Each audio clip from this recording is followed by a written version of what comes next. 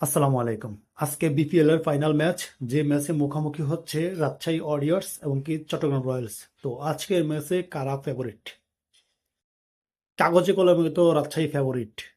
আর যেহেতু খেলাটা টি-20, এই বিপিএল এ পুরো হিসাবটা যদি আমরা আসরটা যদি বিবেচনা করি, তাহলে দেখা যাচ্ছে এখানে ফেভারিট র্যাঙ্কিং করে খুব একটা ফায়দা করতে পারে নাই কোনো দলই। চট্টগ্রাম রয়্যালস, তাদের কথায় যদি ধরি আমি, তারা কিন্তু এই শুরুতে টিমটা যখন বিপিএল এ পার্টিসিপেট করবে এরকম একটা ধারণা চলে আসে, এবং কি তাদের দল গঠনের পর মনে হচ্ছিল না যে চট্টগ্রাম রয়্যালস প্রথম রাউন্ডটা ক্রস করতে পারবে। অথচ তারাই কিন্তু সবার আগে ফাইনালটা নিশ্চিত করে এই রাজশাহী ওয়ারিয়র্সকে প্রথম কোয়ালিফায়ারে হারিয়েই কিন্তু কিন্তু তারা ফাইনালে আসে। অন্যদিকে রাজশাহী ওয়ারিয়র্স প্রথমে কোয়ালিফায়ারে তাদের কাছে হারে, দ্বিতীয় কোয়ালিফায়ারে গিয়ে সিলেটকে হারিয়ে তারা ফাইনালে আসে। কাগজে কলমে শক্তিশালী দল রাজশাহী, তাদের ব্যাটিং ডিপার্টমেন্টটা কিন্তু অনেকটাই শক্তিশালী, যেখানে নাজমুল শান্ত, Tanzid Tamim, Kane Williamson, Jimmy Neesham, Mushfiqur Rahim, তারা সবাই কিন্তু মোটামুটি ভালো লেভেলের একটা ফর্মে আছে। অন্যদিকে রাজশাহীর তুলনায় চট্টগ্রামের ব্যাটিং লাইন আপটা কিন্তু খুব একটা শক্তিশালী না। এখানে বড় কোনো নাম নেই। এক মোহাম্মদ নাইম শেখ ধারাবাহিক, মোটামুটি ধারাবাহিক, যদিও লাস্টে দুইটা ম্যাচে খুব একটা ভালো করতে পারে নাই, তারপরেও নাইম শেখ ধারাবাহিক। নাইম শেখের উপরে ভরসা রাখতেই হবে। এবং কি ক্যাপ্টেন শেখ মেহেদি, চট্টগ্রাম রয়্যালসের ক্যাপ্টেন শেখ মেহেদি খুব ভালো ছন্দে আছেন তিনি। তার তার উপরে কিন্তু এই চট্টগ্রাম রয়্যালসের ফ্যানরা ভরসা করবে।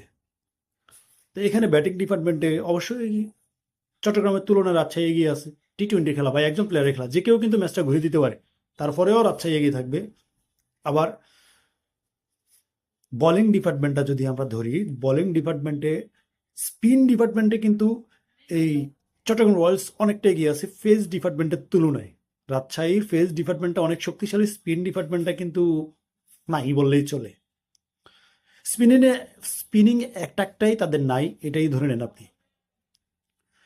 আবার আপনি যদি চিন্তা করেন, তাহলে দেখবেন যে এই রাজশাহীর একাদশে যদি আপনি, যেমন আব্দুল গাফার সাবক্লাইন, রিফন মন্ডল, তারপর এই শ্রীলঙ্কান বেনুরা ফার্নান্দো, আহ, তাদের সবাই কিন্তু একসাথে খেলতে পারতেছে না। তাদের সবাই ফর্মে আছে, খুব ভালো ছন্দে আছে, তাদেরকে কিন্তু রাখা যাচ্ছে না একাদশের বাইরে।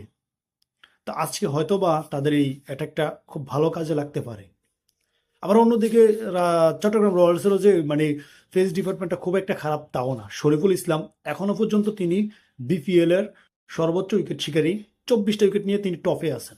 তাহলে বুঝতেই পারতেছেন, কাগজে কলমে শক্তিশালী হলেও রাজশাহীকে ছেড়ে কথা বলবে না চট্টগ্রাম রয়্যালস, এটা অনেকটা ধরেই নেওয়া যায়।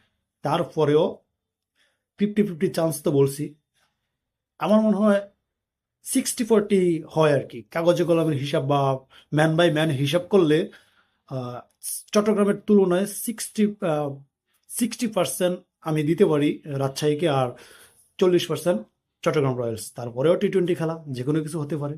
আপনার মতামত কি অবশ্যই কমেন্টে জানাই।